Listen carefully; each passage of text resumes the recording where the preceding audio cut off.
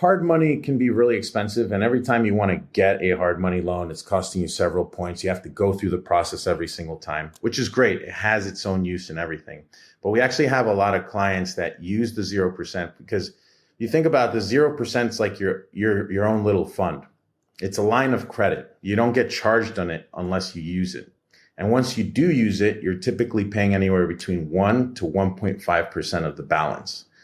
So if you were to, let's say, get a hard money loan for a property, you use the 0% for the down payment and maybe the rest on whatever else that you have to do that you can put on a credit card. Nice. So it tends to complement each other very well. Welcome to the Real Estate Mogul MD podcast. Thanks for tuning in and taking control of your financial future.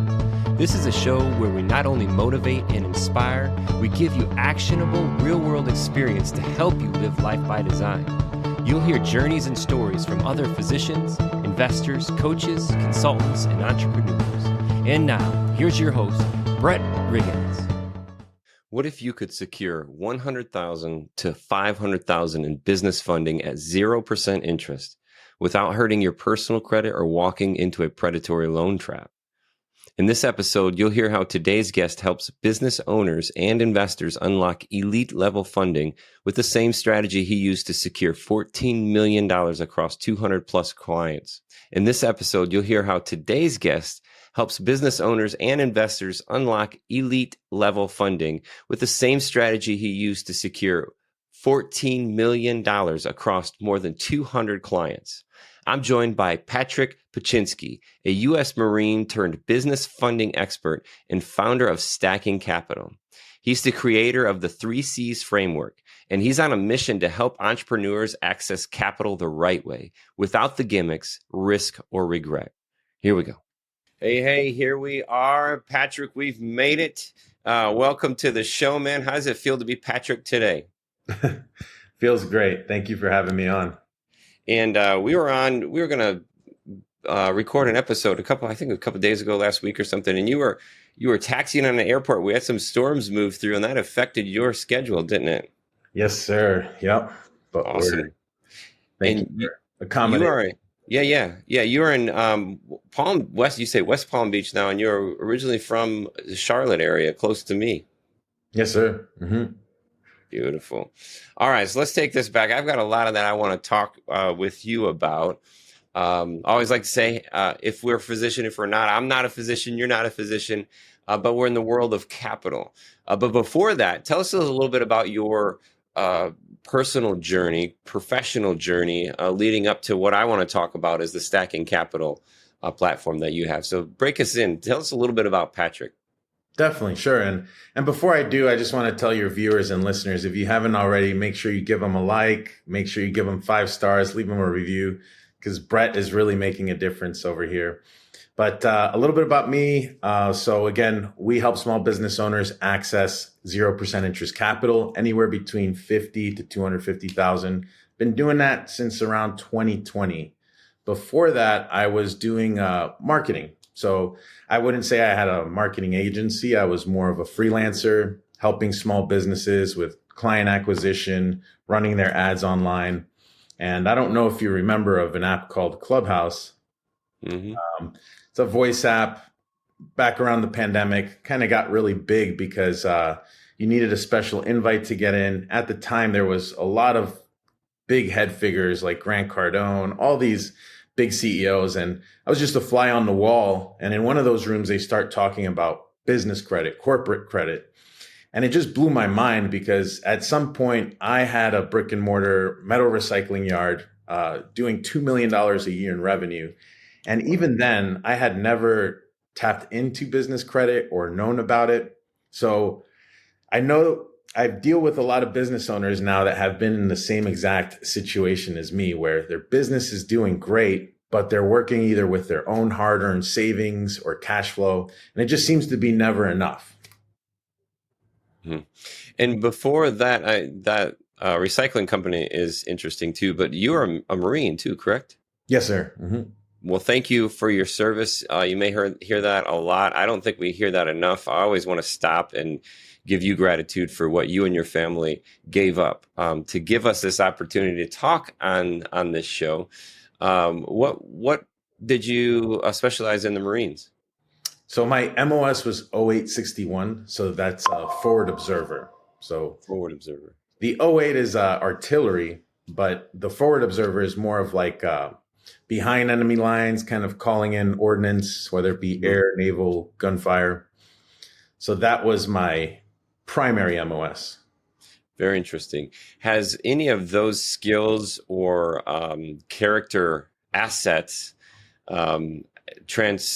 translated into beneficial things for business? So I had asked, are any of the character assets, the stuff that you learned in the Marines, translate into the business world? Oh, 100%. And I'd say everything that I've done leading up to this point has helped with what I currently do. But the Marines definitely helped instill adapt and overcome mentality. So, we can get into the discipline aspects and all that. But in business, I'd say it really boils down to, in business, you're in the business to solve problems. So it's not about getting rid of your problems, but being able to just handle them correctly and be able to keep going when those things happen. Yeah. And, it's the idea of providing value for clients or customers. And that's what creates the solving problems opportunities. And you mentioned the recycling business, and that was that stem or that turn from the business world into the funding and the capital access space. And you talked about Clubhouse, the app. So we have a lot to learn about this. And I just want to caution everybody first, if you're sourcing funding, making sure that it's done in a responsible way, because just because it's cheap money or easy money doesn't mean that it's the right money. When you are sourcing funding for operating expenses, it's very dangerous because it could just eat away. It's almost like, I speak from experience here. It's almost like paying for a hobby as opposed to running a business. When the capital is easy to get to, easy to access, and there's not necessarily, my air quotes are going here, a big anchor tied to it, then it's easy to get lost, and you're paying almost like paying for a hobby because that money could just be eaten up with no return. So with that kind of laid out there, what would you say is the biggest misconception about 0% interest business funding? Oh, there's a lot, and I'm happy to get into everything you say, right? Because yes, I do believe that credit does tend to have or come with a negative connotation for a lot of people, and it could be different for a lot of people. Like I grew up with foreign parents. So foreigners, especially old school foreigners might be more used to kind of, if you grew up around them, like, hey, stuff your money under a mattress, don't put it in the bank, don't claim as much. And then there's other people too that just maybe Americans that tend to have a very bad connotation with credit. Like don't use it for anything, only use it for emergencies. And all that holds true if you're thinking of credit as a consumer. But like you said, credit, like if used correctly, all it's meant to do is give you leverage. So ideally you have a good proof of concept already or a good business plan. And all it really becomes is really arbitrage, right? Like I borrow 100K, I have to pay back 105, and I make 120. So it becomes a simple equation of just arbitrage there. So I think it's very important for people to realize it's not free money. You will have to pay it back. What are some other common misconceptions out here? You do need to personally guarantee it. So one of the benefits of business credit cards, aside from the 0% interest from anywhere between 9 to 18 months, is that these credit lines do not report on your personal credit. So I see a lot of real estate investors that do. It's so common. They'll have a really good profile, but it's just overused. They're doing too much with it. They've got not hundreds, but lots of mortgages on there, lots of revolving lines. And those revolving lines usually have high usage because they're using it for their project or whatever it is. And then maybe like a few months down the road, they pay it off. But instead of going through that fluctuation, what we teach them to do is pretty much put everything on the business side so that your personal credit essentially is just like the goose that lays the golden eggs. You're not using it for capital or funding. You're simply just leveraging it to get capital on the business side. Yeah. Yeah, that's a great way. I'm almost like it's the gas for the engine. The engine has to be in place, and the systems processes in place for the business, and then using this gas to just fuel the engine. And then arbitrage piece is interesting because we'll talk about, when I work with private lenders too, arbitraging that difference. So they may have a fund or something they can borrow maybe 5% and I'm paying them 10%. Well, there's that arbitrage that they're doing. It's a given system, a given process. And then leveraging your personal credit to get there. It's just showing you how good you actually are at paying back money you borrow, or the likelihood of that, reducing the lender's risk. So that's great. Now you've talked about 3 C's framework. Tell me a little bit of what that's about. Walk us through your 3 C's framework. What are the pillars of getting funded? Yeah. So basically you have 3 C's. If you're looking to get funded, you're either going to need one or a combination of these 3, which is credit, cash flow, or collateral. So when it comes to obtaining these lines of 0% interest, we're typically leveraging credit, personal credit. And unlike most funding companies out there, we realize that this is short-term financing. So this is basically to sort of satisfy your immediate need for capital, help you grow, help you expand. And our main goal really is to make you bankable. And what is bankable? Bankable is essentially just building your business out to where it could stand on its own 4 legs at some point. Because business credit cards and the 0% stuff, it's almost like an ascension model. It's really just the beginning of your business financing journey.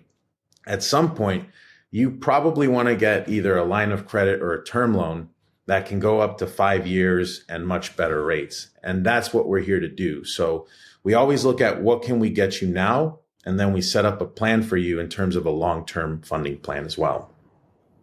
And you mentioned bankable. What's the difference between bankable and simply being credit worthy? That's a really great question. I'm glad you asked, because actually 99% of businesses are actually not bankable. And what that means is that if a business is not bankable and doesn't do anything to help them get there, they will pretty much always be stuck and have to resort to what we call our non-bankable financing programs, or the immediate capital stuff. So things like revenue-based lines of credit, which typically can come with anywhere between 20 to 30% interest rate.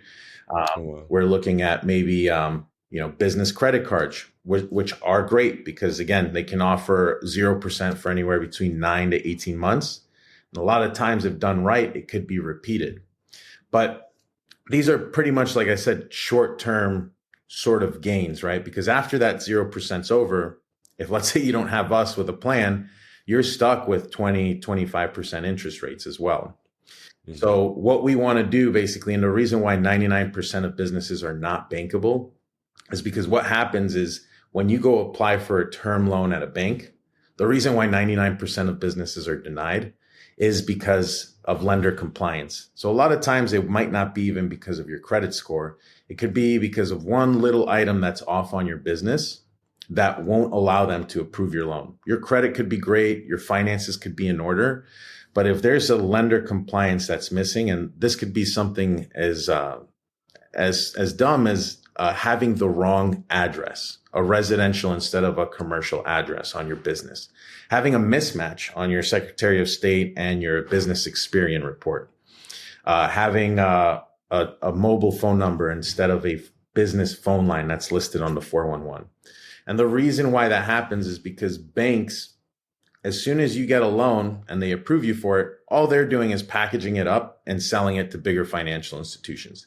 And they can't do that. They can't sell your paper if one of those compliance items on your business is out. Very interesting. Very interesting. Yeah, going through underwriting process with loans, it's always like the smallest little thing with these forms. It can hang you up and cost time For sure. I definitely understand that. How do you teach someone to separate personal and business credit and also to protect both? So separate and protect. Yeah, 100%. So that is the main thing that we're doing here when it comes to the business credit card. So one, there's a lot of misconceptions out there about business credit, and it's and no fault to the marketers that are trying to push these programs and overhype them. But a lot of people might hear of like no personal guarantee, no PGEIN only credit. And that in itself is pretty much a myth. The way they market it, mainly towards people that have bad personal credit. And they're like, you know what? This seems like the next best thing. And, 3 months, 6 months down the road, they end up realizing they could have spent that time and money just repairing their credit and doing it right. Because where things are really going right now is a blended score. If they eventually want to get approved for bankable term financing, they're going to need a blend of a good personal credit score and a business credit score. So it's very important that we focus on both. But in terms of separating, if one generally has a 700 plus credit score, good comparable credit on the personal side. So that means if we're looking to obtain credit lines on the business side, we just want to see that we've been able to maintain those correctly on the personal side.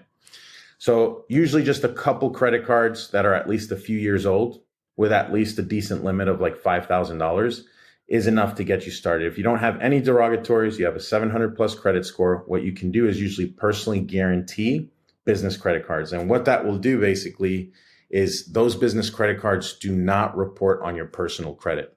So you can have them maxed out or high balance, and you will not see the fluctuation in your credit report. The only time that these lines will report is, let's say, if you were to default on that account. Interesting. And you mentioned derogatory, and when we're looking at a report, derogatory is like missed payment, late payment, credit collections kind of thing, correct? Exactly. Because, I want your viewers and listeners to keep in mind, like going back to the 3 C's, credit, cash flow, collateral. So there's benefits to all. And in real estate, there's no like one size fits all or one is better than the other. If anything, 0% money tends to go very well with hard money. But when we're getting into the C's, one of the benefits of 0% credit stacking is that we're mainly just leveraging our credit. So when we start to get into loans that have to do with collateral, have to do with cash flow, now we're talking about, like you were talking about earlier, just a lot more paperwork, a lot more underwriting. Hey, give me this now. It takes a lot of time. So with these business credit cards, generally all it is your signature and stated income program. So your projected revenue for the year, your personal income, and based off that and your actual credit profile, we can typically get anywhere between $50,000 to $250,000 of business credit cards, which are unsecured. You mentioned that 0% goes well with hard money. What do you mean by that? Yeah. So, like hard money can be really expensive. And every time you want to get a hard money loan, it's costing you several points. You have to go through the process every single time, which is great. It has its own use and everything. But we actually have a lot of clients that use the 0% because you think about the 0% is like your own little fund. It's a line of credit. You don't get charged on it unless you use it. And once you do use it, you're typically paying anywhere between 1 to 1.5% of the balance. So if you were to, let's say, get a hard money loan for a property, you use the 0% for the down payment and maybe the rest on whatever else that you have to do that you can put on a credit card. Nice. So it tends to complement each other very well. Yeah, I understand. And you mentioned PG, personal guarantee, and the only other way that I'm thinking where you do something like a non-recourse loan are on larger loan amounts, Fannie Mae, Freddie Mac, where the LTV, the loan to value, is decreased so much. I think it's like 50% or something, and the asset is the collateral piece. So they've raised that C piece. That's where I've seen where it's not personally guaranteed, but so many other things, some of the private money that you can do depending on how good of a salesperson you are to pitch that no personal guarantee. That could be an option as well too. But again, you talk about business credit. Yeah, go ahead. What good is a no personal guarantee if they literally have a lien on your property? It's almost the same Yeah, thing, right? And yeah, I want to go back to that too. So corporate credit does exist, and that's the whole idea of becoming bankable. But it's not mhm, something that you just earn because you have an LLC or because you've been a really good business person. It yeah, does involve direct attention to it, and it typically involves no less than 4 months, because what it is we're looking to, again, optimize your personal score, generate a business credit score if you don't have one already, and make sure that all your financials are in order and that you actually have business financial trade lines reporting on that report. That's eventually how a business could stand on its own legs. So somebody like Jeff Bezos or Elon Musk, they don't have to personally guarantee because their business is established. But again, mhm, going back to it, they're not personally guaranteeing with their social security, but that's because their business now has the assets and collateral to pretty much back it. So even yeah, though there's no personal guarantee, like even in the alternative funding space, they have like what they call merchant cash advances, which are sort of like the devil's pit of the finance world and business. But a lot of times they say too, like no personal guarantee, but they're going to come collect and they're going to put liens and all kinds of stuff, UCC liens on your business, on you, and won't stop until they get their money. So essentially, there's no such thing really as no PGEIN credit only. A side note here, kind of getting off track. That's interesting how there's no personal guarantee. You mentioned a UCC lien. I've got a property, or now I have a property. I was a private lender on a scenario, and it went into default, and I took it deed in lieu of foreclosure. So I've got this property. It's not going to uh, get the whole amount of the loan back, and the borrower did have a personal guarantee, so I've got all through that. Can I just put a lien on his personal property then? I mean, is that what that UCC thing is? Yes, technically. So if you're a lender, there's probably some disclosures and stuff you got to give ahead of time. But that Mhm. being said, I mean, and this is off topic too, but that's why sometimes having something with a lien, like let's just say it's your property and you decide to pay it off. Now that title doesn't have a lien. So technically, if somebody wanted to, do some illegal stuff, they could go put a lien on your house. And because there's no first position or anything, they could pretty much screw you up or at least tie you up and have you spend a lot of resources in court to try Right. and get that back. Yeah. So a little off topic, but yeah, if let's just say you were to own property and there is no lien, oftentimes what a lot of people will do is, whether through a trust or an LLC or something, place a first position lien on that property. Yep. Very interesting. And then back to the business credit piece. Thank you for entertaining that. Mhm. The business credit piece. How do I know what my business credit score is?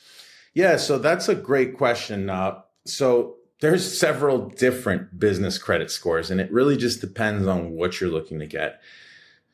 Oddly enough, and funny enough, is the guys that push this whole no PG, no personal guarantee EIN only credit tend to focus on Dun and Bradstreet.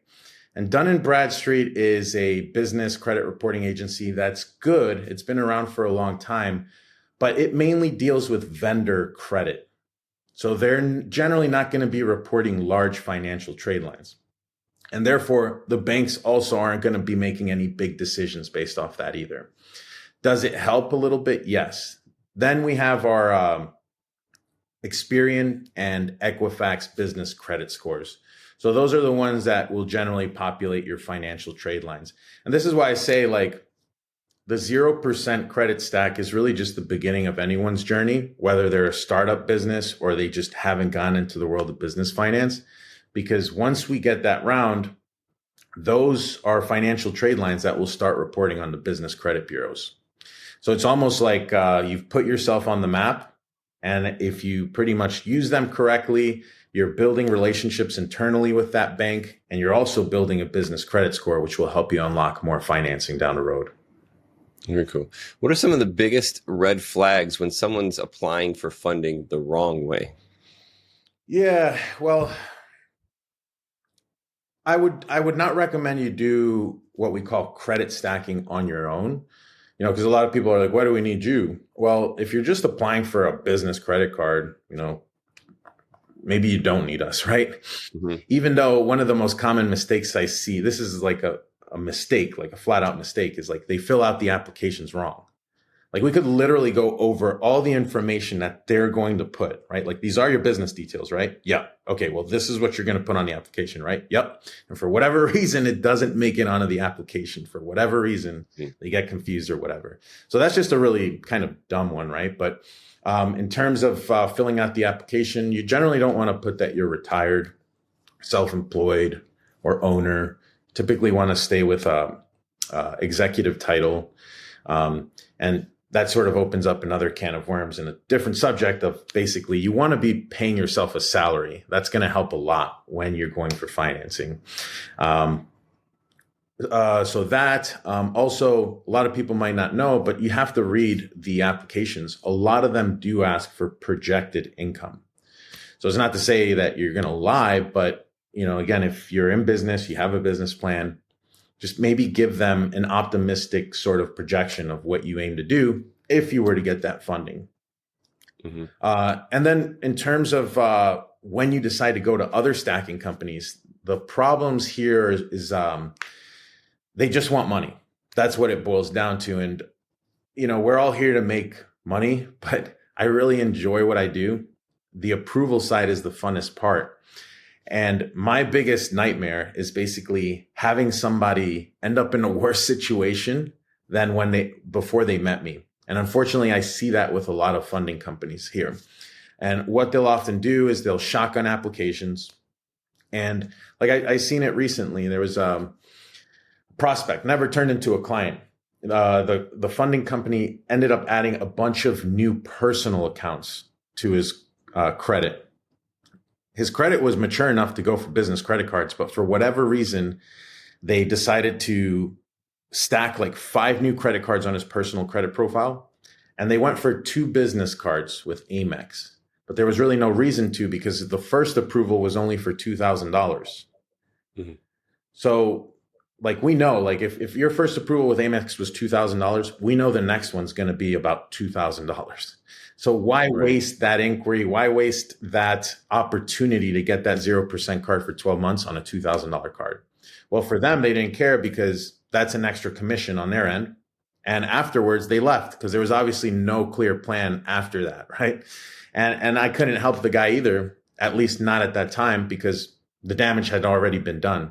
He had 5 new accounts opened on his personal credit, which we're soon going to report. And all that signals to the bank is like, hey, you look kind of hungry right now, and we don't want to be the 6th in line. Yep. And you mentioned commission. So a commission for setting up the card, is that what you're talking about? Yeah. So oftentimes the way this business works, you're either paying a success fee on the back end of however much funding we get you, or not everybody does this, but we're in a position where we actually can offer this. It's more of an advisory service where, because we have people, and if you think about it, like most business owners are not necessarily ready to go for a stack of 0% interest business credit cards.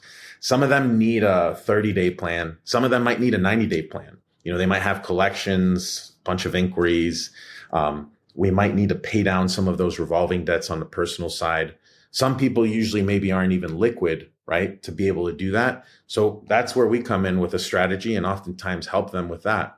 So there's a lot of planning that goes into that. But if they're not liquid, oftentimes we could either look at maybe a business revenue based loan or a personal loan to pretty much pay down the revolving, put it into a fixed monthly payment with lower interest, and then that would effectively basically improve their credit score, because your revolving debt, which are credit cards and things like that, is 30% of your FICO score.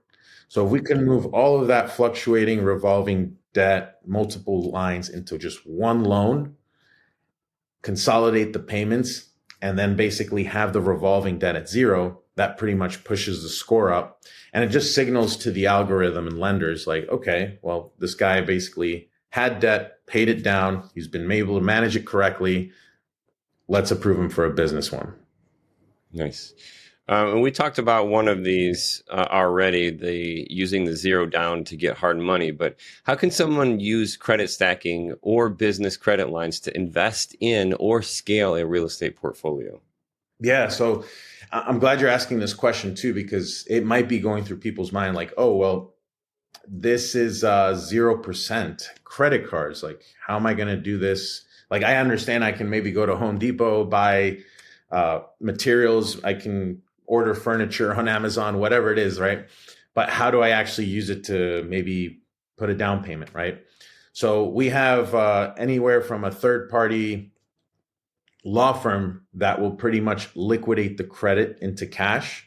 And what it will do is it will allow you to retain the 0% intro period. The fees that you incur on that, which is typically 6%, will be tax deductible. And you're, like I said, you're keeping the 0% and it's coding as a normal purchase. So normally, if you were to take cash out of a credit card, you would incur, you would lose the 0%, and then you would incur what they call a cash advance APR. And that's usually anywhere between 20, 25%, something crazy like that. So this way we're able to do that, get the cash out of the credit card, have it code as a purchase, retain the 0%. And then let's just say we're going through our law firm partners, we're paying 6%. We know for example, Chase Unlimited is 1.5% cash back. So that kind of helps offset that cost a little bit. And then you also have, I think, like a $750 cash back bonus after you spend $6,000. So that's another way that it kind of helps offset that cost as well. And not to mention that it's tax deductible too. Then there's services like Plastique. I'm not sure if you've heard of that one or not. But Plastique, Plastiq, pretty much allows you to pay, let's say if you wanted for a down payment, you can use your credit card, use a service like Plastique. They charge you around 3%. And what they would do then is send a wire or an ACH to that title company. So my experience with credit cards and debit cards is that there's going to be a processor is going to have a cap. So basically, whether it's Plastique or the attorneys, they're going to have a daily limit or a transaction limit that could basically put a ceiling on what we're doing. Yeah. So do you know an average or some sort of cap that these guys are dealing with? There isn't one, but something that we do recommend, whether, again, you're doing this through us or not through us or through our third-party service, is if your credit card or a credit line is brand new, you don't want to liquidate 100% of it. I mean, that's just like 100% red flags to, the bank issuer and stuff. So typically our partners will limit you to 75% of that card. So if it's $100,000, you'd be able to liquidate $75,000 all at once. And generally it might take altogether anywhere between 7 to 14 business days to get it all. Yep. I like this because then, we could fund renovations. A lot of contractors don't take credit cards, aren't set up for that. We could fund short-term rental launches, property marketing, all of this stuff through this type of funding. Crazy question. Could these processors outside of the business funding, say I've got access to $1 million on a black card, could these processors liquidate that $1 million in one pop? So last I heard, they're only liquidating credit cards with a limit. So the black card is like a charge card. So those are the only ones we can't liquidate. So interesting. Gold, platinum, and just as a little, warning for most people, if you've been with Amex for a very long time, they're going to have a really good idea of your purchasing behaviors. But if you're just starting out a relationship or it's somewhat fresh, Amex is one of those bank card issuers that don't like you holding a balance. So I tell everybody, use Amex like you're trying to prove a point to them. And you, even if it's a credit card, when you're first starting out, use it like a charge card, run it up and pay it off the same billing cycle. And I know it's weird because even on the gold card, they started sort of doing a promo of like 0% for 6 months. But Amex does not like when you hold a balance on their cards. Yeah. But again, if you've been with them for 10 years and you're used to running up your gold or black card to 50, 70, 80,000 and then paying it off several months, they know already what you do. Yeah. They know that. I like them. They can, I mean, there's even a spot on the website where you can say, hey, how much, what's my limit? Because there's no a fixed limit with them. It's what's my spending power right now. And on their website, you can see that. So once someone secures 100K, Mm-hmm. what do you coach them to do with it first? Mm-hmm. So before we even get them the funding, we want to know what they're looking to use it for, right? So that's, we generally approach this as a very consultative approach, right? Like, how much funding do you need? How fast do you want it? What are you going to use it for? And let's get a little more granular. What do you stand to make? What's the bottom line that's going to change in your business, right? Because then we can start to look at, number one, how much funding we need to get. And number two, a lot of people, 0% is great. But like I said, sometimes it's best mixed with other stuff, right? So, I've had clients come in and be like, yeah, I want to buy a truck with the 0% I just got. I'm like, that's good, but maybe just use the 0% for the down payment and then get yourself an actual product that's designed for that piece of equipment or product that you're getting, right? So like equipment financing or truck financing. Mm-hmm. So guiding them through exactly what they need. Most people, luckily, that we work with already have a business that's off the ground. They have a good idea of what to do. But a lot of times they might be maybe missing something other than marketing. And this is very common. Like most people and I'll be the first to tell them, they come in for marketing, but they really just need more business, like more cash flow. Mm-hmm. So we do have referral partners for all kinds of things, whether it be marketing, business formation services, websites, things like that. Interesting. Yeah. Always also another warning, always challenging. If you're going to take a loan to purchase a depreciating asset, you better have that revenue to kick in to pay for that. So does that asset increase your revenue to be a return? Because if it's just a depreciating asset, it's not a good situation for sure. Getting in more. What's the biggest mistake that people make after getting funded? It's funny because it's like you got two polar opposites. You got one that basically gets all this funding and has no idea what to do with it. Mm-hmm. And then you got the second one that basically gets the funding and spends it all, right? Like, so you always want to remember these are lines of credit. You only pay on what you use, and you always want to have some sort of cushion in there, right? So like we talked about earlier with the liquidation, we put a 75% sort of max in terms of being able to liquidate, but it's actually in your benefit because, again, if you're not maxing it out, it gives you a little bit cushion if you were to need some more, number one. And number two, this also doesn't have you start out at a maxed out card. So ideally, by the time that 0% is over, those balances have been paid down enough to where we could go again for a 0% card and have 0% for a longer extended period of time. And Chase is a good example here of going back to what I was telling you with your round one's the beginning, these lines and these relationships start to grow with you. We do this all the time with Chase. Let's just say we have a Chase card that doesn't have 0% anymore. We go for a brand new Chase card. Let's just say that brand new Chase card is a $40,000 approval. Our old Chase card was $40,000 too. Well, now we're able to pretty much move the limits, not the balance, but the limits over from the old Chase card to the new Chase card. So now effectively making that new $40,000 zero Chase approval an $80,000 0% card. We've actually stacked those limits like that before too. When you change, so say I've got one, it expires, the 0% expires, and I go to another one. Do you dump that old card? And because I don't want to pay an annual fee if I'm not using a card. And does that affect the credit, the business credit? No. So it's discontinue not the card? Yeah, no, it's not. So, and let me be very clear, right? It will not, a business credit card, closing a business credit card like that will not affect your business credit score. Because a business credit score is more so, the biggest factors are going to be your recent payment experiences, right? So it's not so much on how many number of accounts you have open and closed, like on the personal side. So, but if it is on the personal side, generally we don't want to close old credit accounts because that will affect your credit.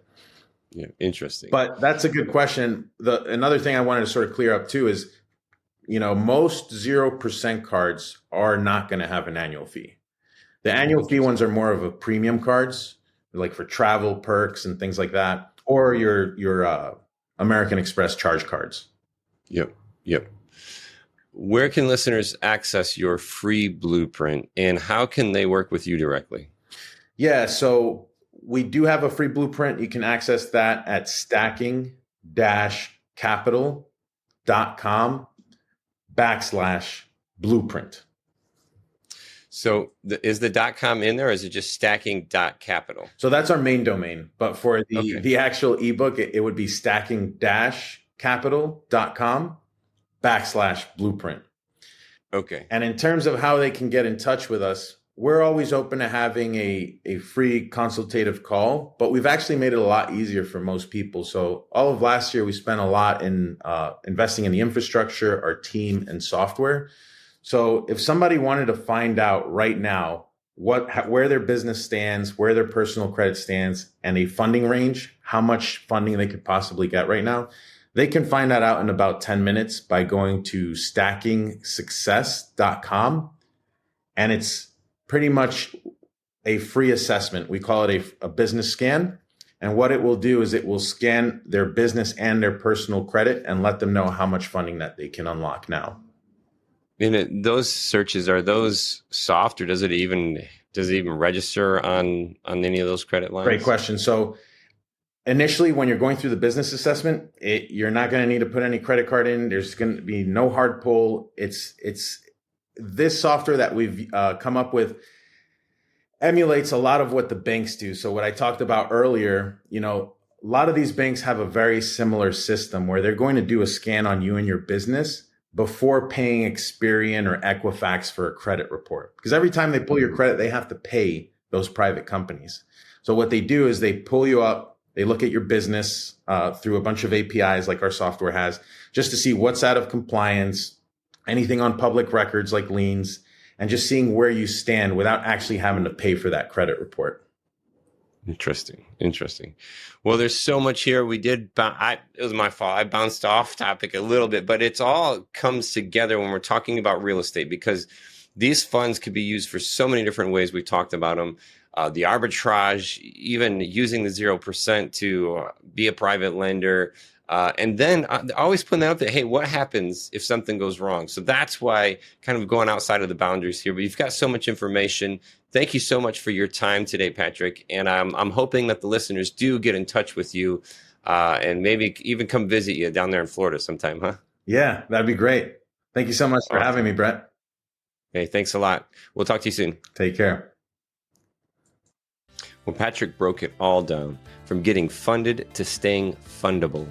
This isn't about gimmicks. It's about systems, strategies, and building financial firepower the smart way.